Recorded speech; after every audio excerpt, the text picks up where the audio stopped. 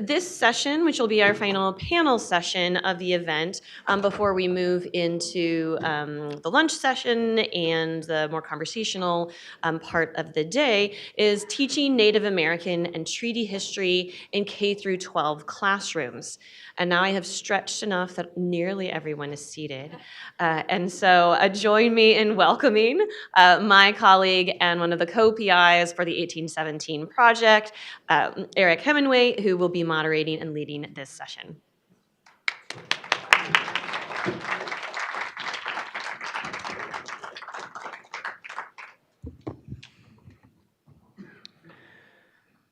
Well, thank you everybody for coming today and braving the parade crowds and everything else that is going on right now. So it's very appreciated that you're here.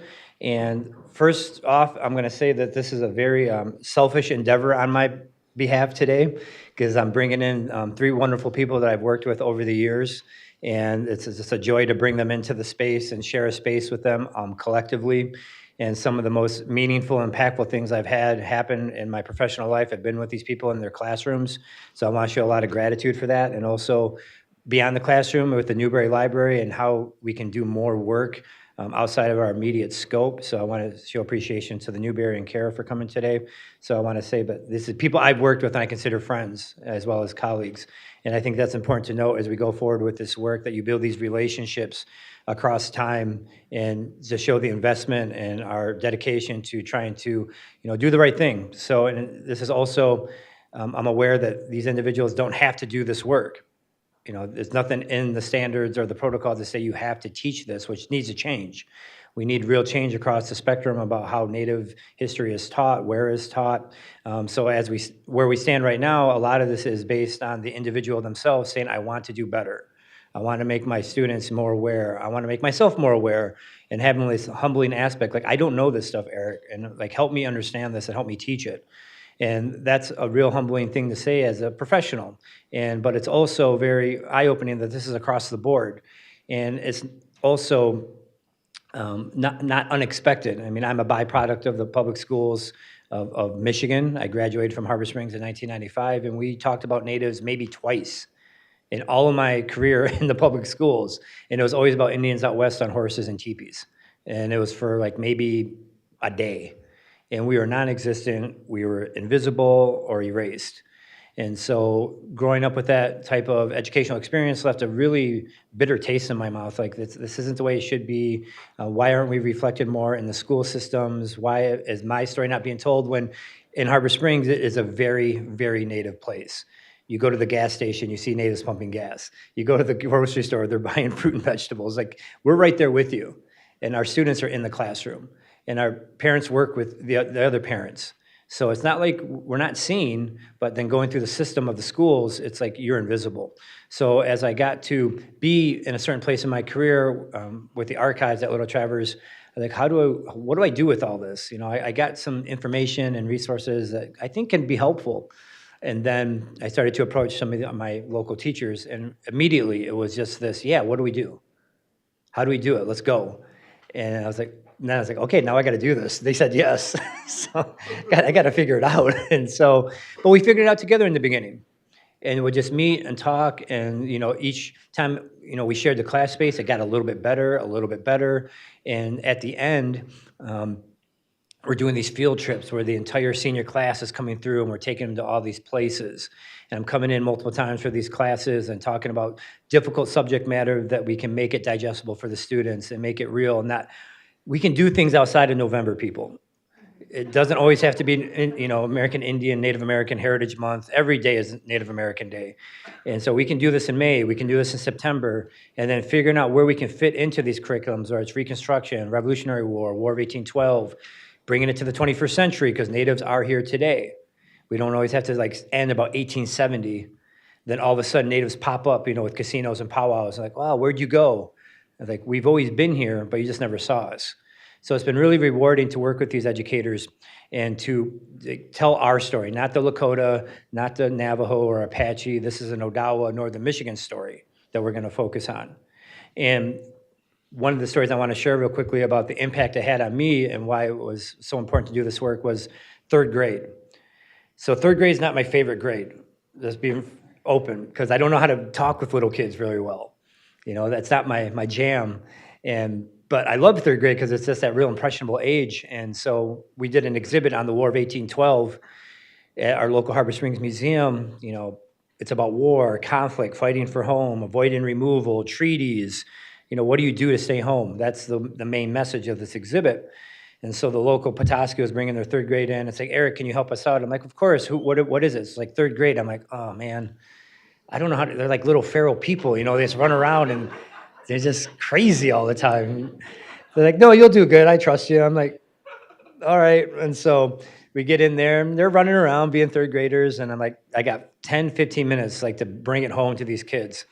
So once we get them settled down and they're in their spot on the floor, and one of the teachers came up beforehand and said, hey, Eric, one of these kids, they're autistic, but they do their thing, but they do it a little differently. I'm like, all right. So like the kid will like unbutton his shirt, untie his shoes. He doesn't make eye contact though. I'm like, all right, that's cool. So, they hit the clock. I'm on. I start doing my program about everything with the War of 1812. And right on cue, this kid, button, unbutton, tie, untie, like over and over and over. And like, okay, he's in his thing, So I'm going through and talking, and war, conflict, home. This is my home. Got to stay home. This is why it's important to be home. We're still here. And I wrap it up, and I'm ready. I'm already like out the door. Like, okay, any comments, questions? And that autistic kid like raised his hand immediately. I'm like, whoa, okay. So what do you got? And he wouldn't make eye contact. He did this, I'm like, all right, where are we at? What do you got? And he goes, do the Odawa have a place where they can be themselves today? He nailed it on every level. He got it faster than most adults. And I got emotional. I still get emotional thinking about that day. And the teacher started crying. I was getting emotional, and all the students were like, what happened? Something really bad happened. I'm like, oh my God, I don't know how to answer this. This is the most impactful thing I've ever heard. And I'm like, yes and no, everywhere in between. And he goes, okay. And then he got up and left.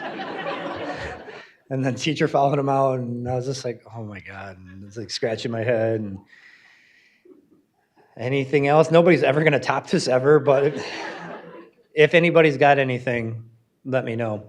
And this one girl raised her hand, and she's like, I was like, yeah. She says, my dad shot a deer. He's an Indian. I'm like, okay, now we're back to third grade. This is what I understand. And I was like, yep, he's an Indian. We all shoot deer. We all hunt and fish. That's good. And we left.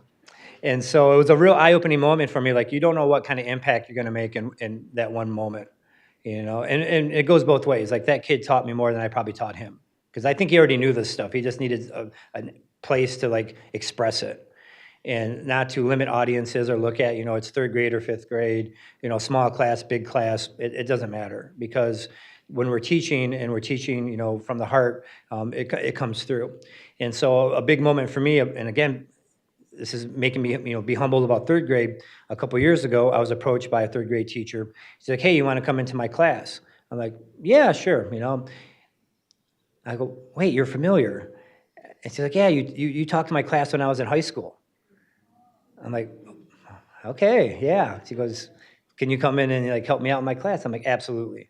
So like all this coming full circle.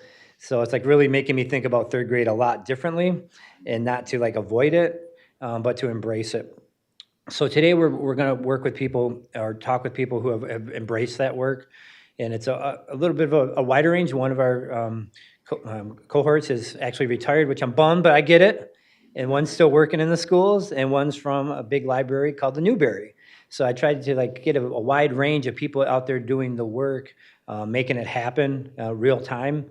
And it's always evolving. It's always getting better in some sense. And now that I've migrated professionally over to the University of Michigan at the School of Environment and Sustainability, I was talking with my boss, Kyle, and I was like, I really want to keep involved with my local schools. He's like, absolutely.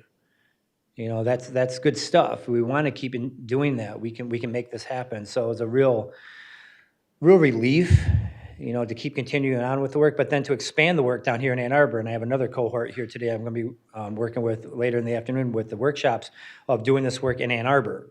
So trying to break out from Emmett County, and then we come down to a different area, and like, let's break out within the state and start developing curriculum and resources for everybody. But it's one thing to have a set of resources, but then you have to go a step further and like some coaching. Like, how do I teach this material that is very sensitive, very problematic at times, and very convoluted?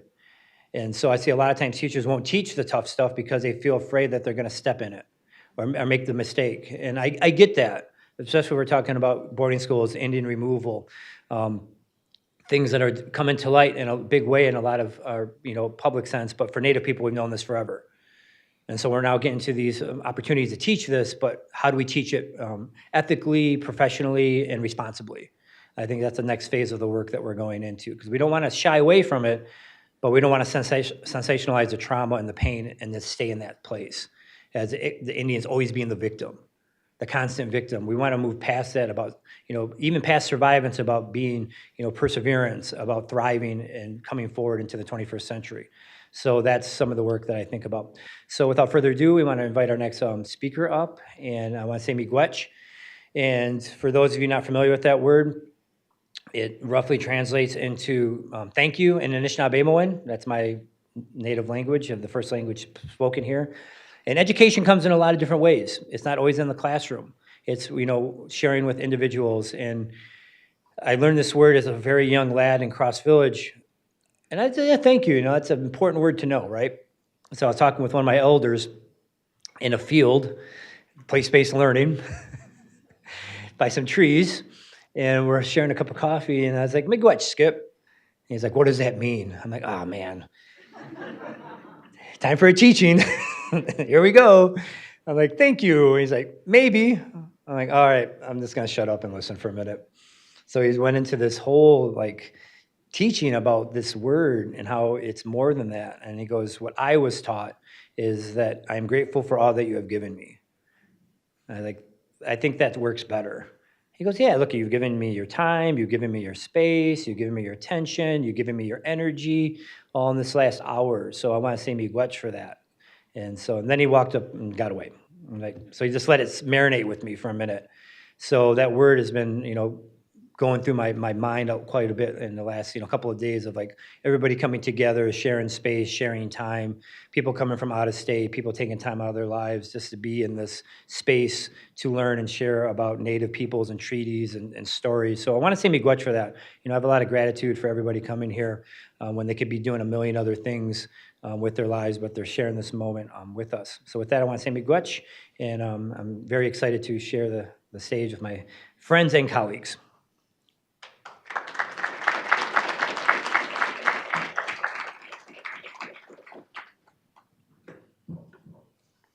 Good morning. I want to thank Eric for inviting me to be here today, and the Inclusive History Project for this amazing conference, and a big thank you to our teachers in the audience, teachers in higher ed, teachers in K-12.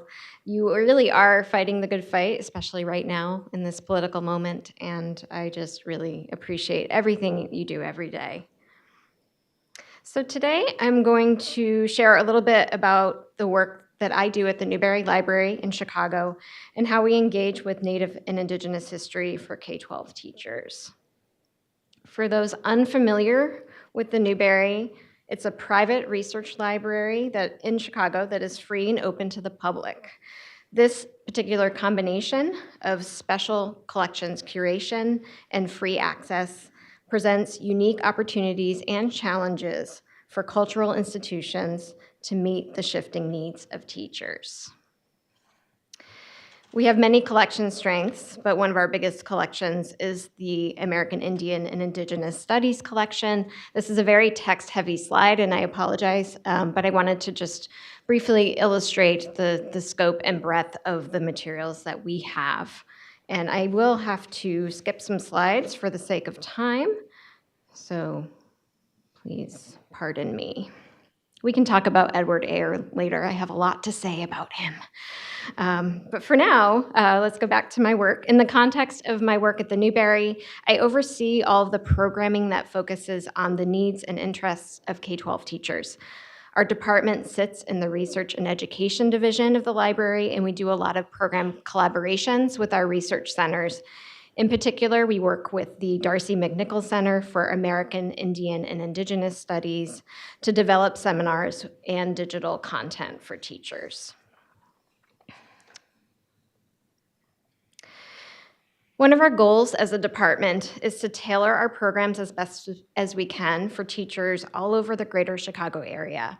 We have developed relationships with teachers in order to find ways that we, as a private, non-circulating research library that is also free and open to the public, a very strange combination of things, can uniquely support new or developing curriculum, particularly in social studies, but in other humanities fields as well, including human geography, Chicago history, which is a Chicago Public Schools elective, literature, the list goes on.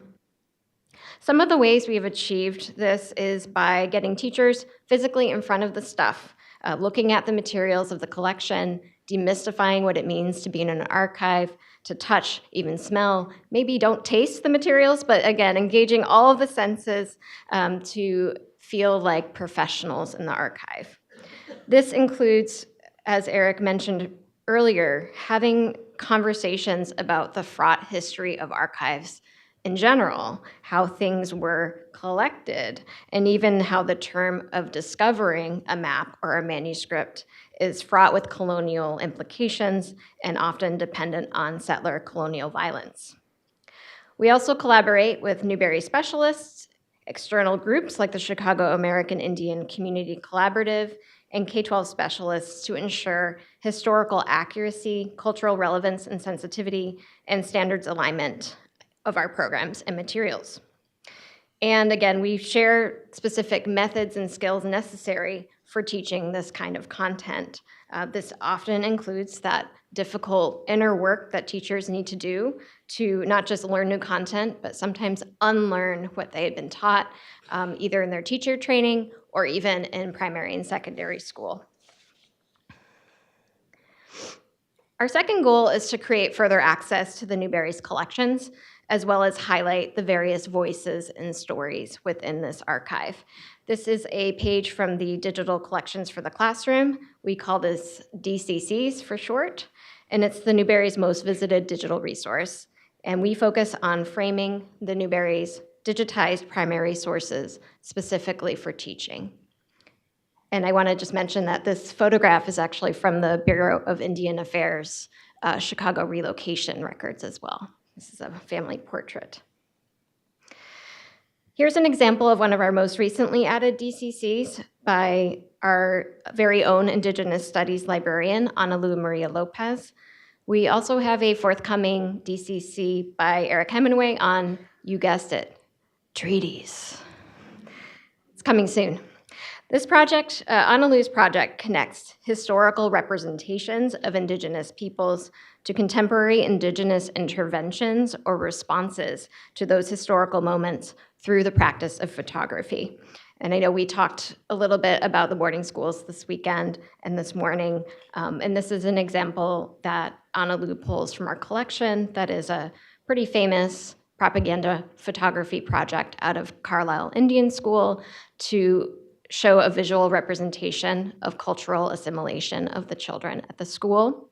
When I teach this to students, I give them time to figure out themselves that these are the same children in the photographs, and that kind of blows their mind.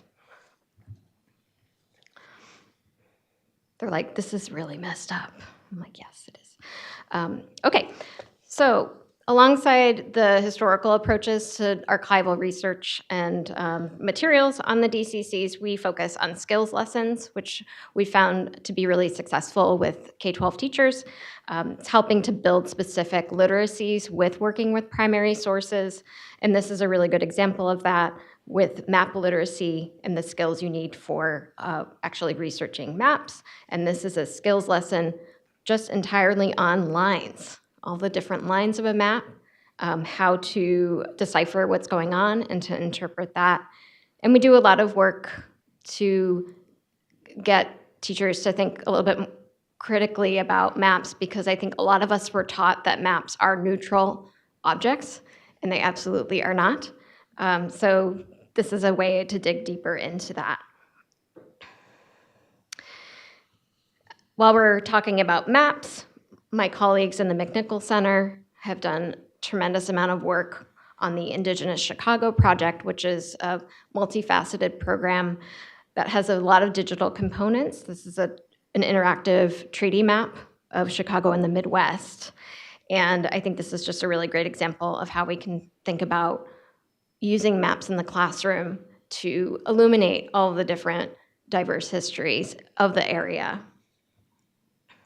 And I also just fantasize about, putting that alongside these maps of discovery, right? These kind of colonial representations. The Marquette map in particular is a really poignant example that we can always complicate further. I'm gonna skip this slide. Okay. Much like Honolulu's DCC, in these digital resources and in our teaching programs, we like to show contemporary Indigenous responses to history represented in the collection. Not a lot of people know this, but I want to remind everyone that the Newberry is an actively acquiring institution, and we are continuing to collect and acquire contemporary voices of Native history, Native life, and Native culture, pictured here in Aragon Star's Super Indian comic book series. And finally, in closing, we also highlight local historical narratives that connect to other histories and disciplines. We are in a partnership with Chicago Public Schools to provide primary sources that are highlighting local Chicago Indigenous and Native histories and contemporary life. This is an example of a calendar page from the American Indian Center from November of 1969. I mislabeled that. Apologize for that. But I think this is a really great example of all the diverse ways of life and living and social life that isn't always present in curriculum about Native history. First of all, it is often framed as of the past and through erasure and assimilation. But the Chicago Indian Center is a great example of how people fought for the rights of their own communities in various ways. They started schools, organized social services, published magazines, spoke and taught Indigenous languages, and held religious ceremonies. All of these activities pictured here and elsewhere continue today as a part of Indigenous people's ongoing relationship with this land and this city, and we are working hard every day to make sure those histories and stories are being told in the classroom. Thank you.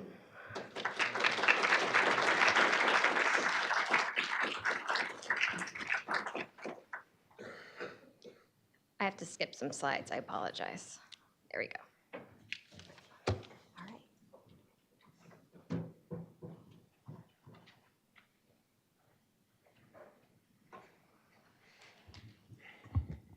Hello, everyone. I've had the pleasure of knowing Eric Hemingway for about 15 years now. And when I first met him, I was just sitting on the first day of school in a whole school assembly, and he came in as a guest speaker.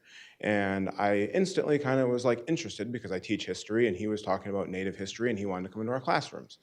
And what a friendship we have built over these years. And he's right. Our community is a little bit different. I teach in Harbor Springs, the place where he is from, the place where he says that he felt like he wasn't seen. And that really kind of resonated with me all of these years. And so he's been coming into my classroom now for the last 15-ish years, we think. And he comes in a lot, quite frequently, and it's amazing. And the way that the kids respond to him is remarkable. He has just a way of kind of like speaking with them. When I hear him say something like, oh, third grade, it's not my jam. Well, I teach fifth grade, and it's his jam. He's really, really good there. And I also taught eighth grade, and he was really good in that spot. And then all of my students see him again once they get to high school, and I know for a fact that they look forward to those days. One of the earliest lessons that we do together involves Columbus Day, and it's kind of a hot topic, and a lot of people, maybe don't want to touch it. And I'm here to tell you that it can be done, even with kids who are 10, 11 years old. And when he comes in and he tells some of the history behind that, they ask him, well, Eric, they say, Mr. Hemingway, how do you know this? And he's like, well, primary sources, and he talks about De La Casa's journal. And they really kind of perk up and they listen. And he, excuse me, he shares some information, that's kind of provocative, and they kind of like raise their eyebrows, but it's meaningful and it's impactful. And at the end of it, we kind of ask them, like, what would you name this day? Indigenous Peoples Day? Would you keep it Columbus Day? And there's a lot of really good ideas that come around from this. And the students always say to me, well, what would you name it? And I don't like to put myself out there very often, and take a stand on things. And so I always tell them, the fact that it's Columbus Day allows me to have Mr. Hemingway come in and us do a presentation like this. And so I really appreciate that. And I love excuse me, I love the fact that they come up with these great other names and alternative names that there are for those. I think when Eric asked me to come in and speak today, he said, could you just kind of tell stories? Share what it's like to have me in your classroom. Share what it's like to teach, Native culture throughout history. And I was like, yeah, I can do that. That's what we do all the time. So that's what I'm going to do. So I'm just going to tell some stories. I'm just kind of speak from the heart and share some of our experiences. One of the times when Eric comes in, we are teaching in 5th grade like Native American cultural regions. I think our textbooks calls it Indian cultural regions, which kind of led into like kids asked one time, like, I never know what to say. Like, do I say Indian? Do I say Native? Do I say, and they ask these questions. And I kind of defer to Eric, like, well, what do you think? And he talks about how he has traveled all over and he's experienced different cultures all over the place. And he says, the one thing that I think I can say is that not everyone agrees on that. And I'm like, okay, I can respect that. He says, so what I think it should be is just Native. And so the first year I think that he ever said that, I kind of tried to reinforce that throughout the school year when we were reading through our textbook. And then one day I just noticed one of my students was reading and she was just simply changing the words. It said Indian, it said Native American, and all of a sudden she just started saying Native.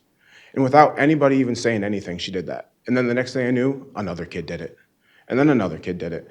And like the rest of the year, whenever we were reading out of our book, that's kind of what happened. And that was just a remarkable day for me to kind of see that happen. So, sometimes these difficult topics are a lot of fun and they're very rewarding. Eric has just a way of kind of connecting with the kids. He'll do little Q&A sessions with them. And a really important topic that often comes up is sports teams, okay? And, 5th grade boys, they love their sports teams, whether it's the Redskins or the Blackhawks, things like that. And so they always ask him, like, well, what do you think about sports teams? What do you think about, the Florida State Seminoles or something like that? And some kids are like, well, aren't they kind of honoring those communities and those tribes and those things? And I can respect that, and I kind of felt the same way. And then Eric will go and talk a little bit about like the history behind some of these situations and why he doesn't always agree with those, and he gives a lot of history on the Redskins, obviously, and like in Florida State, like they're kind of in Seminole territory, and so it kind of fits, but, he goes on to talk about how like before a Florida State football game, a native rides out onto the field and throws a spear into the ground, and he's like, it's just a person in a costume. And he's like, that's not even authentic. It's not somebody who really should probably be doing that. And so in a way, that's a little offensive to him. And so it gives the kids a different perspective on some of these things that they see every day in their lives. And I really like that. When we are teaching American history, I think it was Blair in the last session said something like, you can't teach American history without teaching Native history. And that is something that we talk about frequently in my classrooms. And Eric will come in and do presentations with slideshow after slideshow of all of these different Native people who had a significant role in history, whether it's the War of 1812, the American Revolution, and he'll tell stories about every single one of them. And I'm telling you, the kids are just captivated listening to him speak and to hear what he's doing. So if you ever have a chance to get Eric to come to your classroom, I would highly recommend it because it's awesome. It really is. He has a profound impact on students. He tells them when he's in there for Columbus Day that he can't tell them the whole story. And then they're like, wow, what do you mean you can't tell me the whole story? Why not? Why not? And he's like, because some of it's just too much for you to handle. He's like, you got to wait for me to come back in what, 10th grade? He's like, you got to wait for me to come back in 10th grade. And they're like, that's so far away. And he's like, I promise you, you'll remember that I said that, because kids tell him again when he comes back in 10th grade, can you tell us the rest of the story now? And he will say that. And so it's pretty awesome to kind of see how that happens. I was, a few years ago, mowing my lawn just on a random summer day, and all of a sudden my phone rings, and I'm like, pick up my phone, and I see who it is, and it's one of my former students. And, I just kind of think to myself, I'll put it away, I'm mowing. And I'm like, no, what is it that they need, So I pull it out, and I answer it. And it's one of my students, and they're on vacation, and they're in Austria. And they took the time to call me and say, like, you wouldn't believe what I just saw. They're like, we're in a museum, and there is an entire exhibit here on Mr. Hemingway, And they're like, so we just sat here, our whole family, and we read everything that there was about this, and it was so awesome. It matters. It really does. Eric's not invisible. You've never been invisible. I hate it when you say that, just so you know. These are just some of the stories that we've experienced, that we've kind of gone through. And I'll be honest, in 15 years, I think we've probably had maybe one instance where we had a little bit of pushback, about maybe something that we were teaching. It's doable. It really is. And I know it's kind of hard to envision sometimes having these conversations, whether it's with a third grader, whether it's a fifth grader, an eighth grader, or a 10th grader, about what history was like. But it is real, and it's there. And I think a big part of it is, how do we frame it? How can we frame that so that it works at whatever age that it is, so that these kids can understand this? Because I hear in this world all the time, like, well, if we focus on the past like that, it makes me feel bad. Things like that, people say.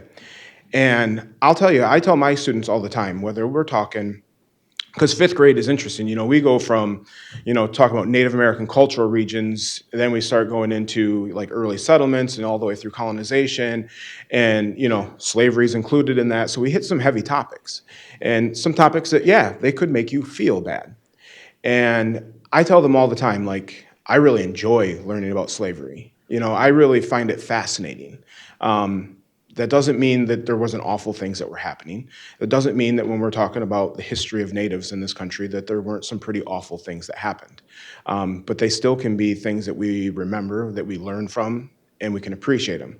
But nothing that we teach in our classroom is meant to make you feel like you were personally responsible. You're not meant to feel like you're guilty of something. That's not the purpose of any of these lessons. It's just to learn about what happened to these people. We weren't there, it wasn't us. And so I think if we frame these things, these conversations, in a way that our students can enjoy learning about it and kind of embrace it, then we will be able to have more conversations like that, if that makes sense.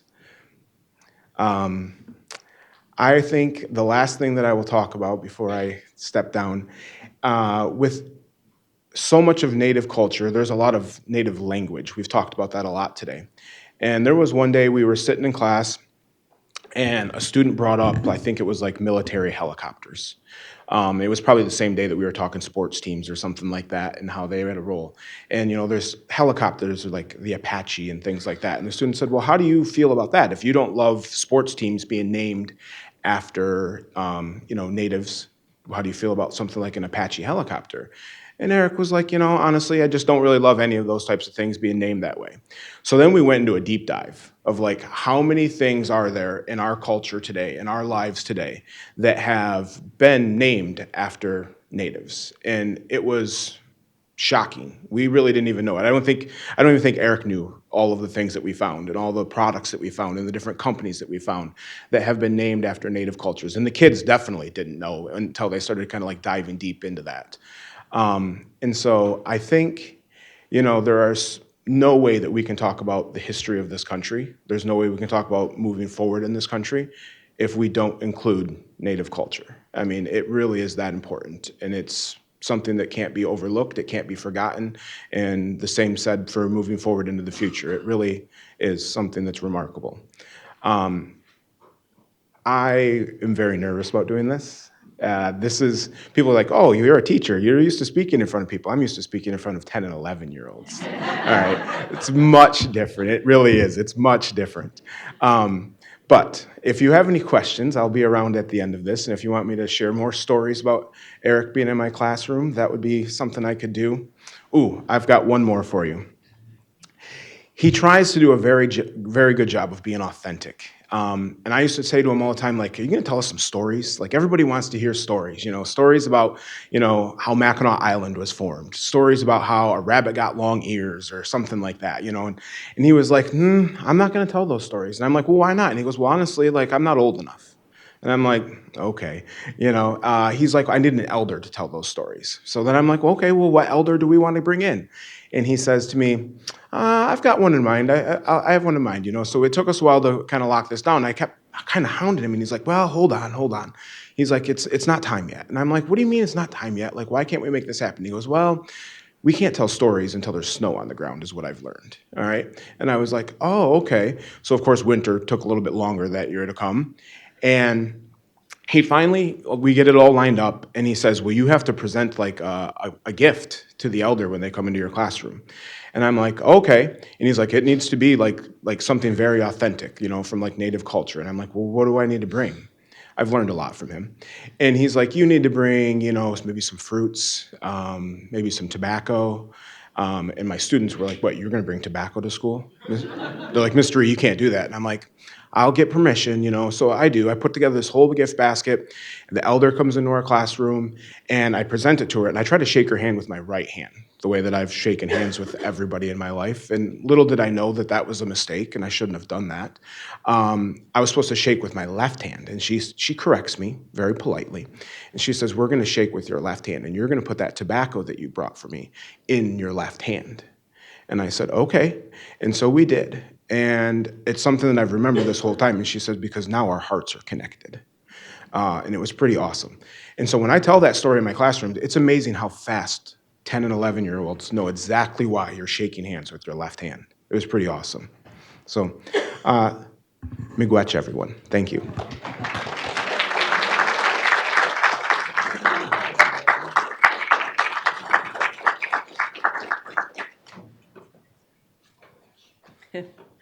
That's very hard to follow.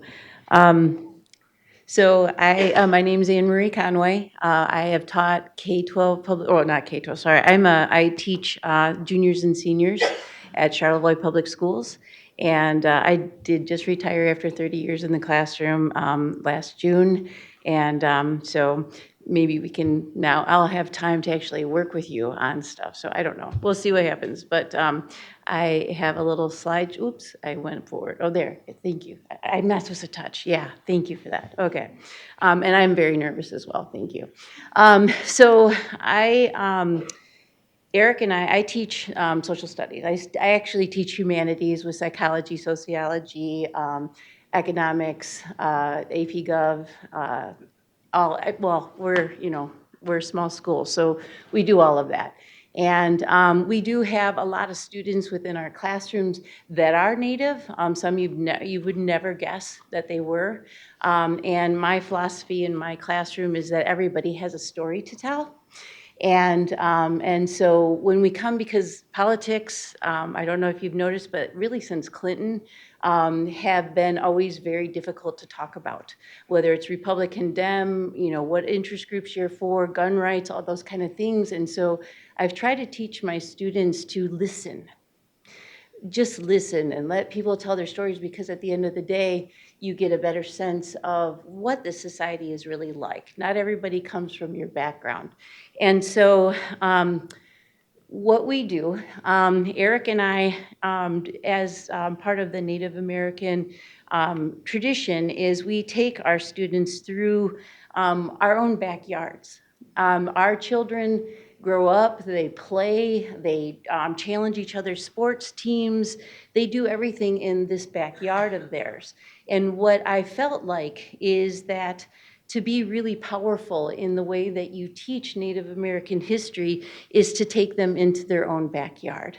Okay, and I do want to tell you that as a dorky, nerdy teacher, I made handouts for you guys. And in these handouts, I have national standards and the Michigan State standards and the C3 curriculum to help teachers be able to tackle this type of history, because the national standards want them to be powerful, and part of that powerfulness is the meaningfulness that you can have, the discussions that you can have, whatnot. Our Michigan State standards are phenomenal because, and I'll take this during Q&A, but I can point you right to where they want you to teach Native American history, not just suggest it, but want you to. And I've been in these sessions, and I'm sad that I'm kind of retired, because boy, what I would do to my curriculum to change it in the next year with land grants, even starting economically with our origin study as Europeans coming to this country. I just think we could do a lot. But anyway, and then to finally with your C3 curriculum, that's the whole idea of inquiry. Inquiry from the student's perspective, where it's really open-minded, and they come to those conclusions. And when you use primary documents and secondary documents to help students get there, I think that that's not just powerful, I think that that's them deciding. This is not me trying to go ahead and bias them to think one way or the other. They come to their own conclusions. And so looking at what could be powerful social studies, these are just some simple things. So you're looking at just the idea that it's meaningful. Okay, and so when you're looking at that, that is the idea that you focus on one or two overarching ideas. They should be integrated. You're taking past and present, so you're really going through how we evolve as humans and where we get to. I was, product of Kalamazoo public schools. Actually, I went to Catholic schools, and I also, went to Kalamazoo College, and not really was taught anything about Native American history. But that evolution to now where we're really pushing it into the classroom, I think is pretty powerful as well. It has to be values-based, so you get a whole variety of point of views that you would then add to this, based on where the students are coming from, having really sincere discussions about what they're learning, whatnot. It's going to be challenging, and I'll show you. I have a lesson I'm going to take you through how we go actually on field trips with Eric at hand to help us learn these things. And then also that it's very active. And so with activity, you really, I think the caution I would have for you is that scaffolding these kind of lessons is extremely important. Without Eric, I couldn't have done it, just because I don't have that background. This is not my wheelhouse. I am steeped in regular European history and the founding fathers and all those constitutional principles that we have, but at the end of the day, if you think about rule of law, I wish I had as primary documents those early treaties.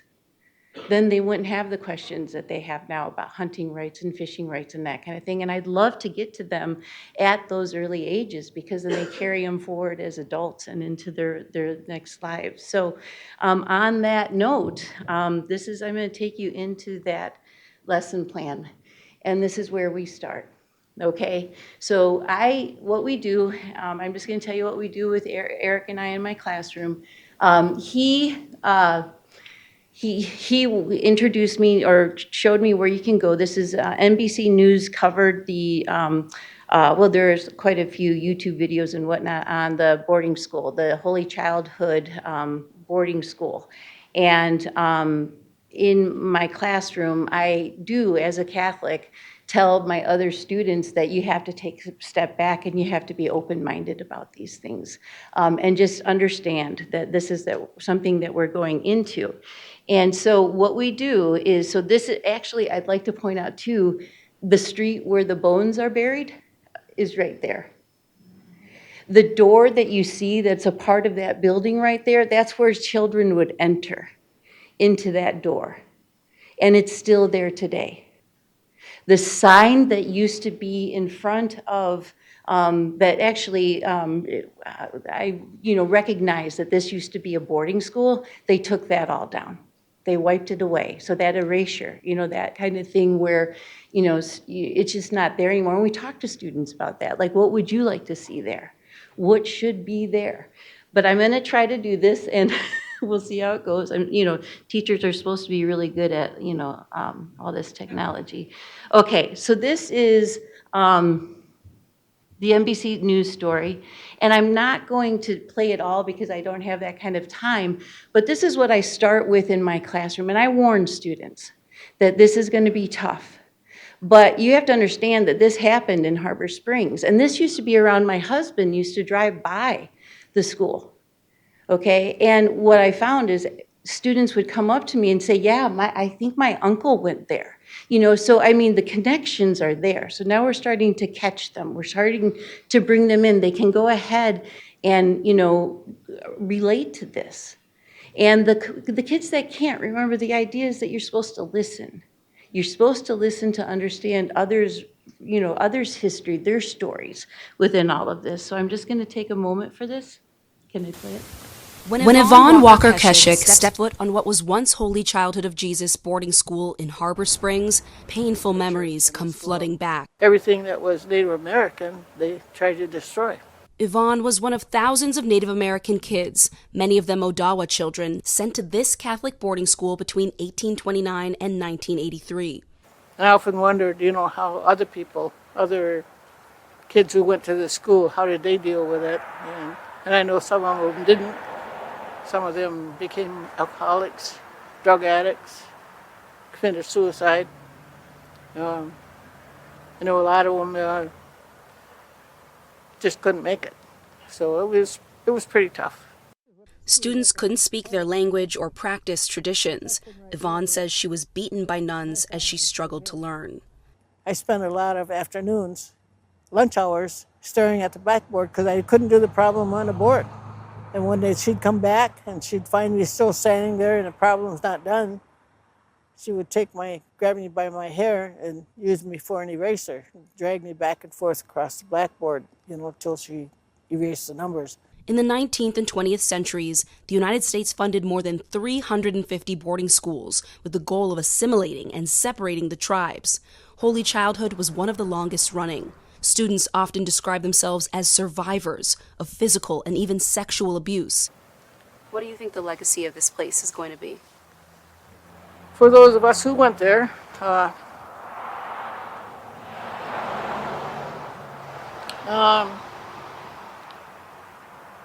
it's kind of like it's a bad history in the history of Native people. Children ended up at these schools a number of ways. There at the legacy piece, and I'm going to come back hopefully to the PowerPoint. Okay, good. Oops, and then I had to get it big again. You got to do it, thank you. Oh yeah, I forgot that part. Okay, thank you. Okay, super duper. Okay, all right, so when you're looking at this, so you have the Holy Childhood piece, okay? We go there, I take my entire senior class, okay? And we have 2 buses that show up at Holy High, right there along the street, and they're like, oh Lord, here come more students coming and learning. But they talk, and they ask Eric a ton of questions about what was it like. So our students are now learning in their own backyard that, as we learned in all of these sessions, students were just taken, our children were just taken from their families and put into this school and then sent away into adopted families, into foster families. We're listening about a really awful, the Y Camp piece, all of these different things that I've heard about in these sessions, our students are now listening to and hearing, instead of the Trail of Tears that happened out west, we hear about our own Trail of Tears that existed in Michigan, and how actually the Odawa were able to go ahead and not deal with that. And then we also turn around then, and this is Zorn Beach. Okay, so if you turn and you look this way, the church is right there. You turn this way, and this is where they took the birch bark canoes to go all the way to Washington, D.C. to go ahead and create and sign the treaty in hostile territory to go ahead and have their own sovereignty, okay, to fight for their own sovereignty. And what I'm trying to do is kind of a juxtaposition, because you're looking at, you know, what happened. I mean, Holy Childhood, I think, closed in like the 80s. Okay, but now we're going back to where this is their life, this is their history. So the kids are kind of, wow, you know, now they're getting, you know, just absorbed into Native American history, the Odawa history, and all the places that exist within there. And the stories are just phenomenal to these kids. They took canoes to DC. It's amazing. They're getting into all of these things, and Eric is kind enough to go ahead and take us through, and just seeing this and being a part of that is huge. We then go to Goodhart. Okay, Goodhart, what this King's House is a museum now. They're working with and establishing more sites within, you know, the, you know, Emmett County and whatnot, and throughout really Charlevoix and all of that. These sites that we can go to and learn more about the history in these areas. We also then hit Cross Village. And this is the area where it's the prayer place by the cross. And yes, there's a big cross there. There's also a restaurant, I forgot what it's called, but they have like a totem pole there and all that kind of stuff, which is really crazy and awful. But we go to where the trees there, that's where the council happened, where Eric's mother, and correct me if I'm wrong, Eric, but this is where they're discussing. The tribes are coming together to discuss, what are we going to do? How are we going to go ahead and remain here as all Native Americans are being sent away to Kansas and whatnot?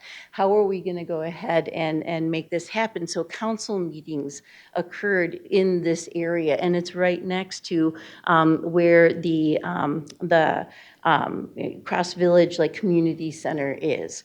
It is the oldest continuously inhabited Odawa community as well, which is awesome. We then, this is the fall trip that we take. We then end up in Charlevoix, and this is where Green Sky Hill is, and this is the circle of trees. These are the trees that, again, the elders would meet and make, serious decisions. A very powerful place. One of the amazing stories that, well, there's two that are a part of this, is that some of our families, their backyards are connected to this. And so to give permission to go and to be really close to, the trees so that we can understand the power and the beauty that is, and the history that had taken place there. And actually, part of the history includes that people from the, I think there's an individual who helped with the Underground Railroad actually buried there as well. But you look at, as far as with Green Sky Hill, one of the fun stories that we talk about too is we had all the students around the circle of trees, and a snake, because Eric's native name, remember that? Okay, so here we are, we're all circled around. Eric's telling us all the history about what's going on here, what has happened here, like that this whole area would be trees around here, and it's not a great picture because there's a lot of, family homes along this site and all that kind of stuff. But a snake actually comes and goes right through our circle of people. And all the students are like, holy mackerel. I mean, they're just shocked. And Eric's like, I thought that was great. He's like, yeah, I can do more if I wanted to, but we'll just go there. And they're dumbfounded. So it's really pretty cool with that. The other thing that we, then finally, what we ended with that, we started to do our spring tour. And the spring field trip, we actually go to Mackinac Island. And Mackinac Island is seen as the center of the world. And for this is where the, and I believe this is right, and I'm sorry because it's been since a little while since we've done this trip, but this is where we had, basically the treaty was signed.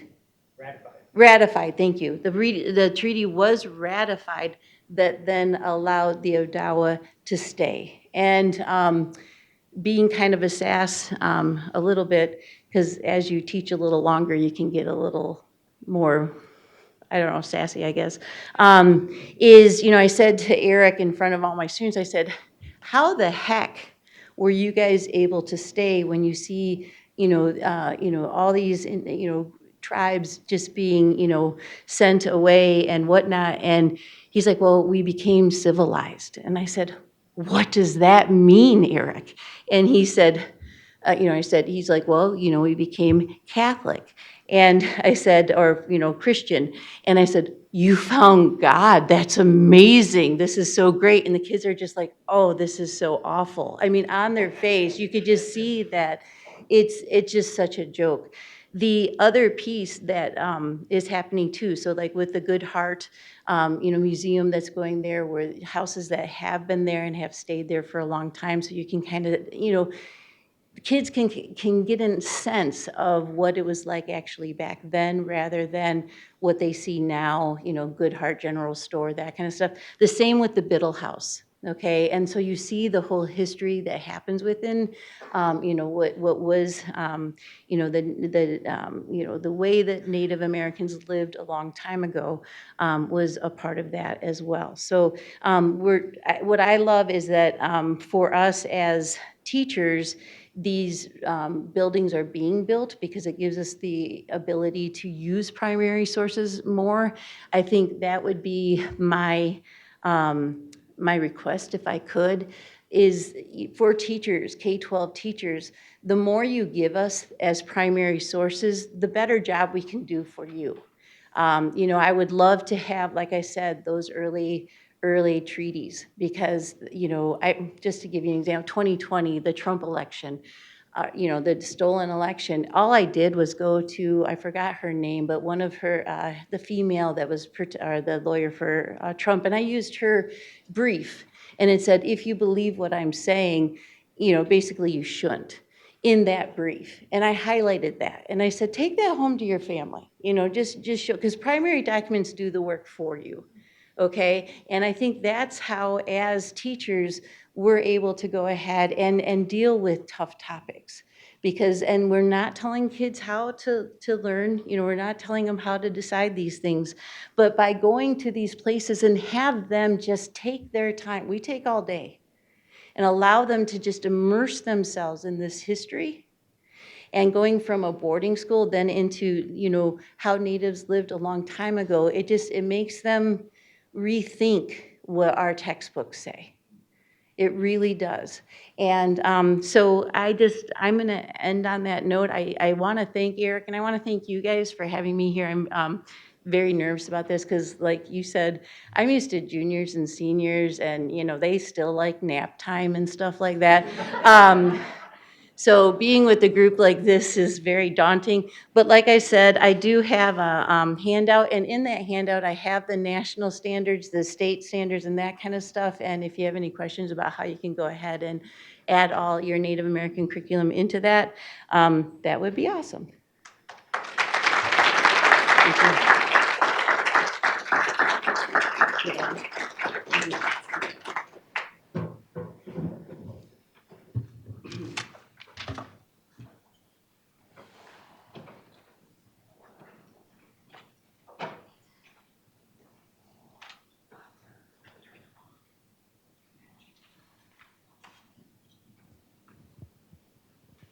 Questions?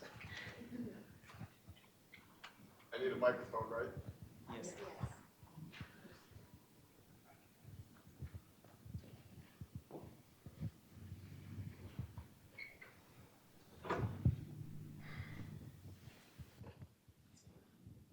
Testing. Hi, I'm forming my question as I get the microphone. I'm a teacher. I have a somewhat unofficial position. I'm white. many of the things that I'm hearing today are things that I know nothing about in a specific way. Something that several of you alluded to in your presentations just now is about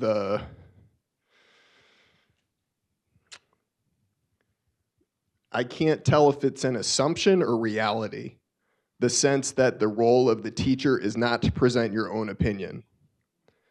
And I'm aware, working in a school, in a public school, that the system involves a lot of silence about many things. Going back to my own schooling when I was a kid, and I just see total connection. Silence about racism, silence about class, silence about lots of stuff.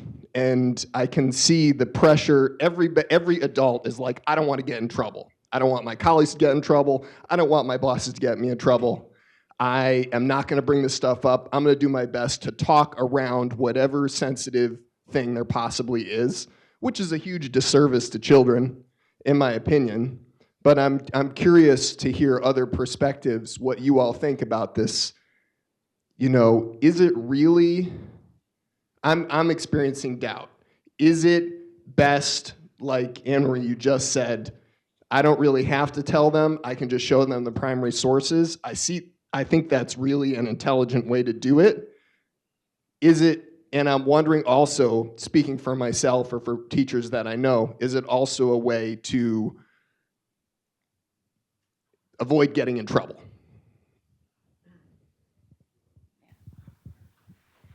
Well, what I find is when you're talking about primary sources, it doesn't mean that you're sidestepping things at all. In fact, it's kind of like with you back going through, oh my goodness, I'm going to blank, but when you're looking at fighting civil rights and you're seeing the TV finally brings it into your living room, that's what changed. Because people saw, I didn't have to say a thing, but nor did anybody else. They just showed the dogs or the fire hoses or the beatings. You know, you show that for Native Americans being, just driven out of areas. You don't have to say anything. It's not that I'm backing out. I'm allowing children to come to their own conclusions because I think that in a way it's more authentic for them than being told. That's what I would say. I think I would just touch on that as well and say, I tell my kids a lot of the time, like when we're talking, I teach 3 branches of government and things like that. I'm not here to teach you my belief in politics. I'm here to teach you the function of our government. Same to be said, like when we're talking about Columbus Day. I ask them to write me a piece, like what do you want this day to be named? You can keep it Columbus Day. You can keep it Indigenous People Day. You can make your own name for it, but I want you to explain to me why. And I say to him, like, when I look at this and like grade it, it's not about whether I agree with what you wrote or if you hit what I want. I said, I just want you to be able to articulate to me why you want it to be that. And so I think, yes, I'm saying like my opinion doesn't matter. You don't need to know what I'm thinking. And like, maybe that is a little bit of a cop out, sometimes to avoid things, but I truly believe that like, I'm not there to give them my personal beliefs on things. I'm there to teach them facts. And so like, I want them to just be able to form their own opinions. And that's a big part of what I want them to start doing. I think 5th grade is like the perfect age for that. They're just old enough that they're starting to really formulate a lot of opinions and think. And I'm just trying to foster that. And so that's why I say like, it's not about specifically what I'm thinking.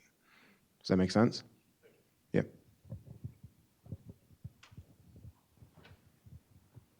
Hi, I wanted to thank you all for speaking today. It's been incredibly informative and enlightening. I wanted to ask your thoughts on a law that would mandate the teaching of local Native history, culture, and sovereignty in the state of Michigan, because besides Illinois, there are about a little more than a dozen other states that do mandate this, and it's to varying degrees of success due to accountability and other factors. So I just wanted to know everyone's thoughts on that, including Eric's, actually. Everyone's thoughts. Well, I hate to say this, but I'm not really up to speed on the law. And I always emphasize, personal relationship above all. that if you're building these relationships out, law or not, it's great that there's, laws being created and being passed to push it along, but I always say don't wait for the laws either. Start putting the materials together, start building the relationships, start getting your primary sources, your narratives, and just start rolling it out. And I was part of the team more than several years ago about when they redid the social studies standards for the state. And that was just like a battle. There was 40, 50 people, all with various, ideas. Some people didn't even want to say the word. They didn't even want to use the word Anishinaabe or Odawa. It's like, just use Indian. It's like, no, we're not just all Indians, even though it's a legal term, but let's get back to Odawa, Ojibwe, Potawatomi. There was pushback against that. Don't use the word gay. Don't say Muslim. I'm just like, okay, this is where we're going throughout this whole process. And we got to a certain place, that was a compromise in a lot of ways, but it was better than before. But going through that, it made me realize that we don't have to wait for this stuff. Like when I approach Joe, I don't think about what the state law is. And I approach Annemarie, I was like, okay, we're just going to do this stuff because what we're doing fits into curriculum. And it fits into the standards, and it fits into what they're teaching at that moment. And it's always a precise rhythm. Like, when do I come into your class, Joe? He's like, well, we're teaching this at this time. And so I try to keep my calendar open. And Annemarie the same way. It's like, okay, when are you teaching this in your curriculum that we can interject it because it is American history? And then it just flows right into the bigger story. So I say just do the work regardless. The law is great if it's helping you, but you don't need it. To kind of back up what Eric was saying there, how it fits right into the curriculum. When we're at the very beginning of the year, when we start looking at native cultural regions, and we're looking at tribes from all over the U.S., Eric just comes in and talks about the Odawa tribe. He brings in, a bunch of different artifacts, a snow snake, a basket, these different things like that. He brings in pictures of Odawas in that time period to show what they looked like, because our textbook is showing, somebody from, the Pacific Northwest and showing somebody from the Southwest, but they don't look the same as what an Odawa did. And so he brings those images in to show that. He brings in the artifacts to show what the artifacts looked like here, because not every tribe had a totem pole. I think that came up before, and not every tribe wore, headdresses that were long feather headdresses. That's not the way that everybody was. So it fits. You just have to make sure that you find a resource like Eric. Reach out to him.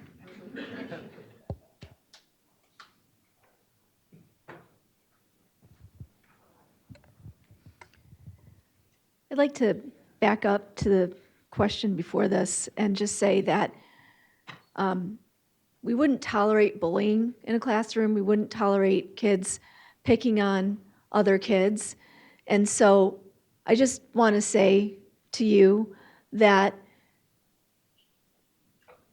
human beings are human beings, and have the courage to call out garbage behavior, no matter what that garbage behavior is, and stand up for humanity, and don't be afraid to call out humanity.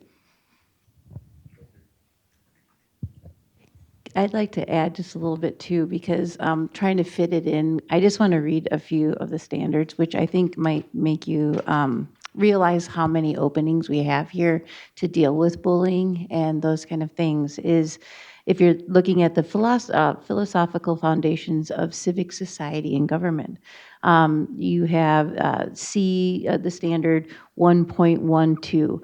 Identify, provide examples of, and distinguish among different systems of government by analyzing similarities and differences in sovereignty, power, legitimacy, and authority.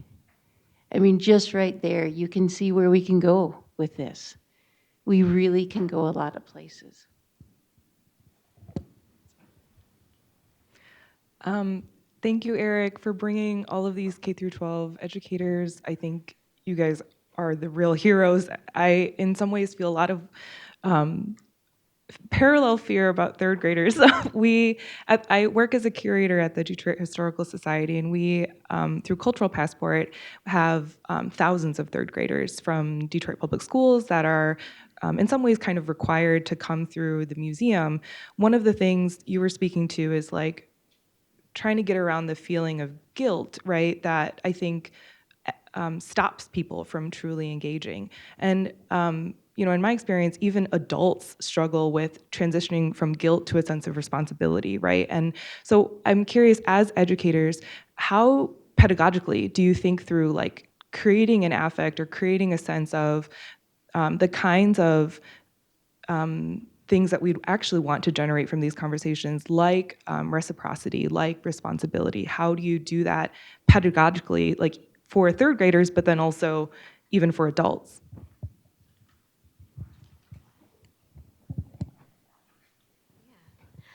Thank you. That's a great question. I think one thing that we're all thinking about in our different kind of educational spaces is that the inquiry framework allows a lot of engagement with kind of real life conversations. So using the ideal arc of inquiry is to start with the historical content and to bring students to a level of processing and understanding where they kind of form their own place in that conversation. And the ultimate goal is to take informed action, which could mean a lot of different things. So I think the inquiry framework, I think, is a really great way to start to think about the long conversation, the long process of kind of using historical primary sources and topics to get us through these contemporary conversations, if that's what the end goal is. I think staying local, having local conversations. I think this lesson plan field trip is amazing, and to be able to actually physically be in these spaces to have these conversations are so meaningful. And I think also there's an opportunity for community partnerships, conversations. Eric's a wonderful example, but he's not the only person doing this kind of community engaged work. And I think any organization, it's our responsibility to find ways to create those sustainable partnerships with people in our communities so that the learning is meaningful, but also there's kind of a community relationship moving forward.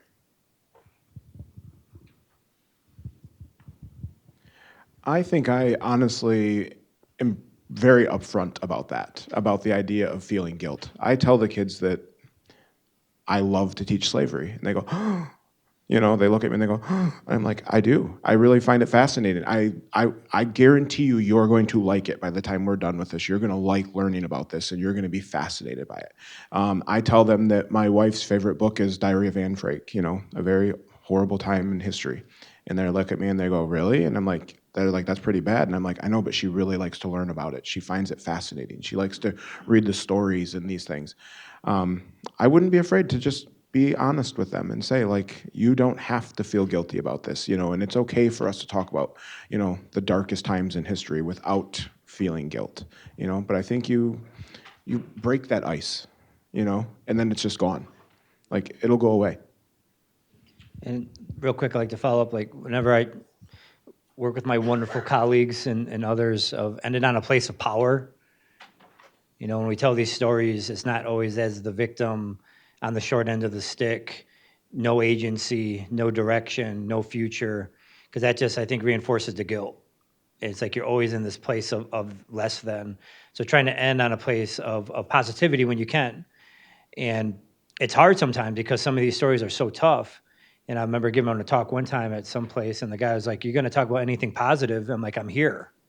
And he's like, man, that's depressing. I go, for you, but for me, I'm like, it's pretty amazing that any Native person's in North America at this point. And he's like, then it started to set in, the totality of the story. And then, we look at these things in history too, like that was really bad when that happened. We shouldn't do it again. Like, yeah, keep that in mind. But like, I'm looking at like ICE and how they're operating. And it's like, this is 1830s all over. Yeah. This is removal and, 2.0. And so we're not learning from this. You're not paying attention enough, or not, opening up. So, but always ending on the place of power, I think, and positivity is essential. And I'll just finish too. It's about like scaffolding, but the way that we do it too is then we get into interest groups, right? And we look at what's happening within, whatever different types of the Native American interest groups fighting for the rights that they have now. Deb Haaland coming to Pellston and hearing the stories, and you do have to bring it back to the present. and where you are going now. Because, I mean, that's the whole idea of, we as a human society, civilizations before this have dealt with their atrocities and whatnot, and we're going to get through this too. And this is just the start, is what I would argue. We have time for one more. Hello, my name is Deisha Miles, Chippewas of Rama First Nation, and we have historical atrocities happen to us, removals from the Coldwater Narrows. Certain letters spoke about the stress and anxiety of the community members as they were facing these realities. We have history in the boarding schools. My grandmother, aunts, uncles went to boarding schools, and the stories that come out of there is just harrowing. I mean, like newborns thrown in furnaces. I mean, Canada has made attempts to give money. Frankly, I don't want any money. I don't think there's any amount of blood money that can make up for what they did. But moving forward, how can we ensure that boarding schools, et cetera, will never happen again, given the fact that the current regime that created them in the first place is still in place?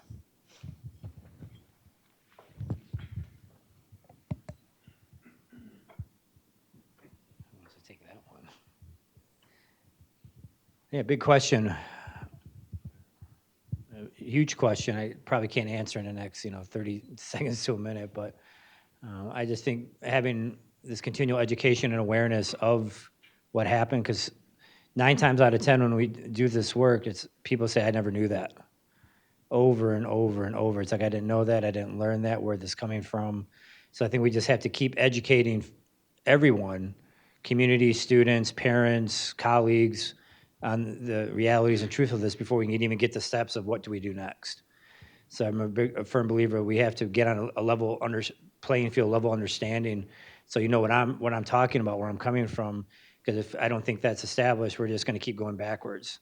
We're going to get into guilt and denial and just erasure. So if we can just establish a baseline of facts and understanding, I think that's the way forward.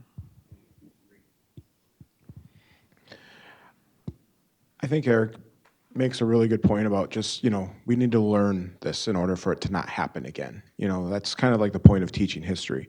I grew up on Burt Lake. I grew up in Indian River. My wife did as well. And we never talked about any of that in school. The way that Eric talks about him growing up in Harbor Spring schools, and, 3 times or something he says, we talked about Indians.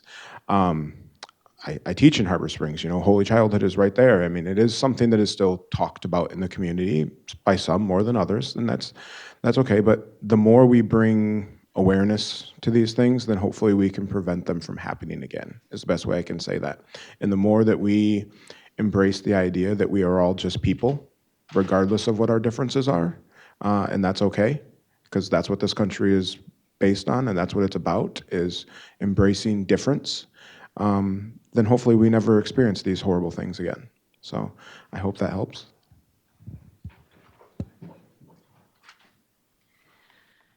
Join me in thanking our panelists, Eric Hemingway, Kara Johnson, Joseph Erdmann, and Annemarie Conway. Thank you.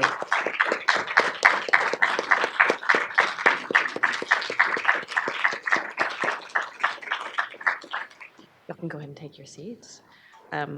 We are now coming to the conclusion of our panel sessions this morning.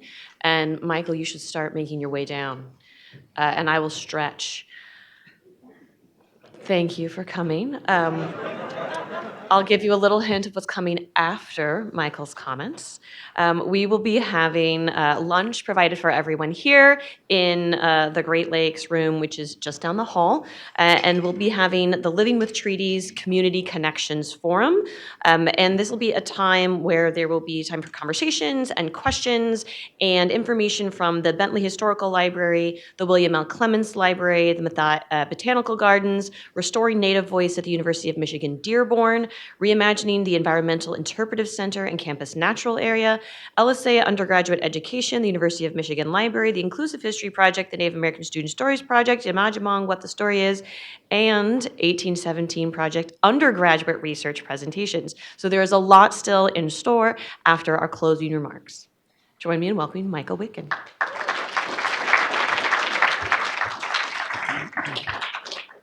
Thank you. I learned about these closing remarks when I saw the program. So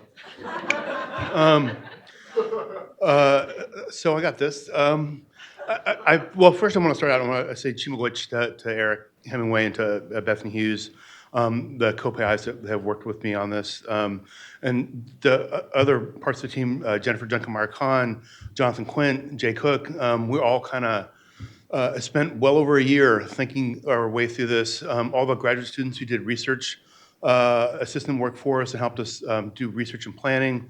So there was a whole team. We spent a lot of time thinking about this project. Chimagwich to the University of Michigan for taking on this project and then sticking with it when we had, as has been described, the current regime, which is not really friendly to these sorts of issues, and yet we've never had any kind of instruction or suggestion that we should do anything other than what we were doing. And so I appreciate that very much. And I'm grateful for everybody who's participated. I'm grateful for everybody who came.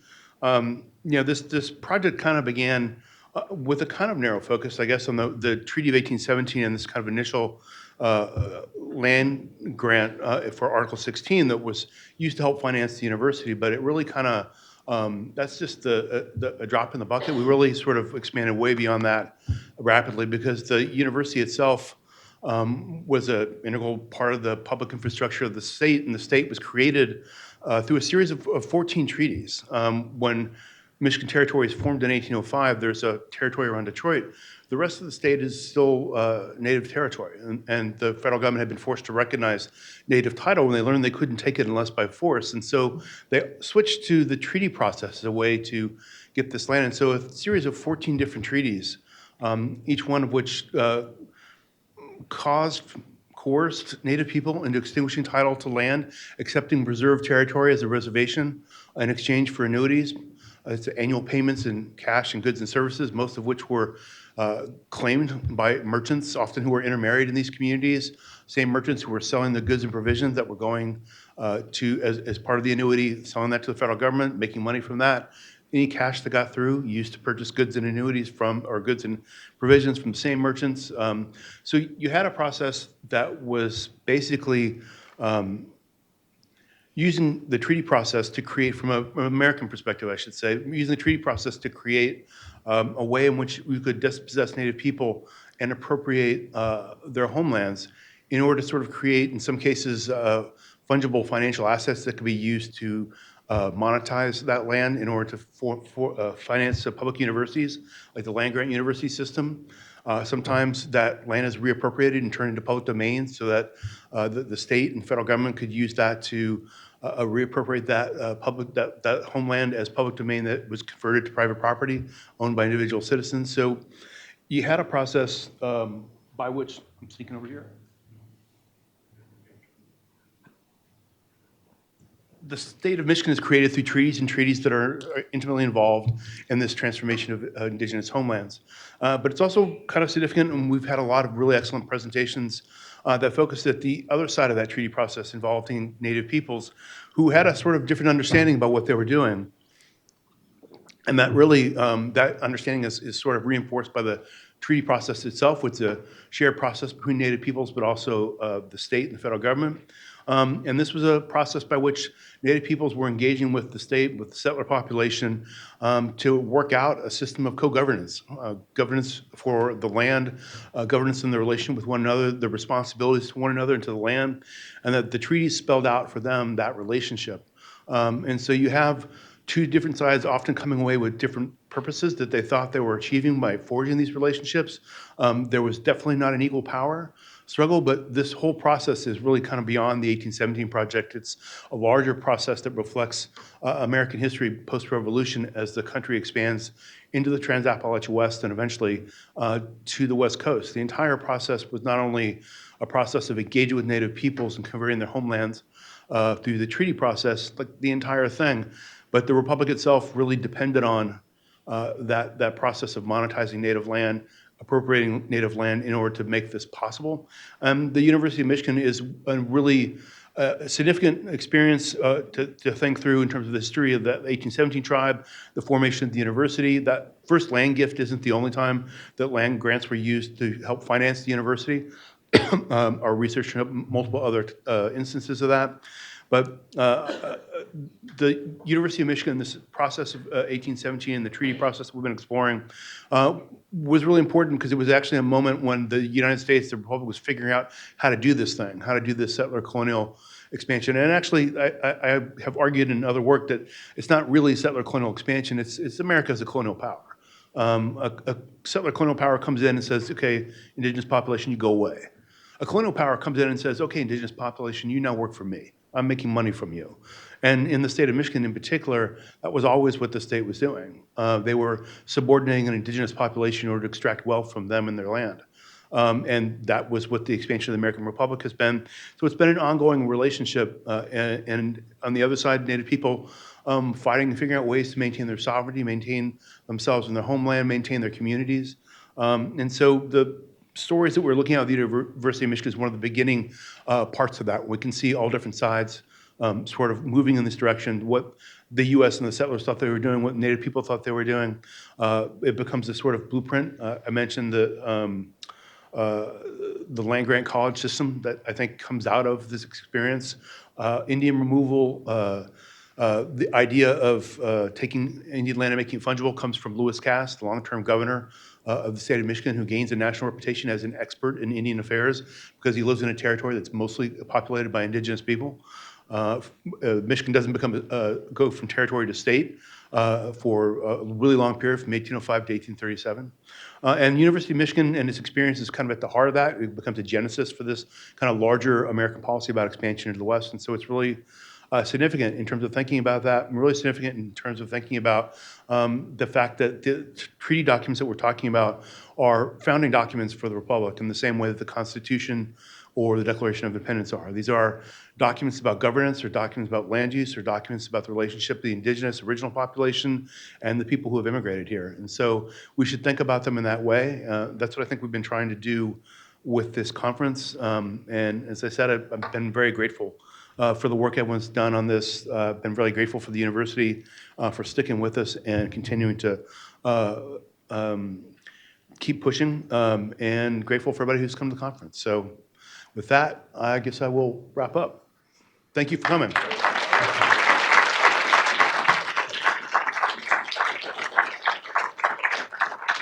Thank you, Michael. This now concludes a live-streamed portion of the conference. For those who are in person, you can join us for lunch, and for the Living with Treaties Community Connections Forum, I have a few other thank yous to make before, as you're packing your things up.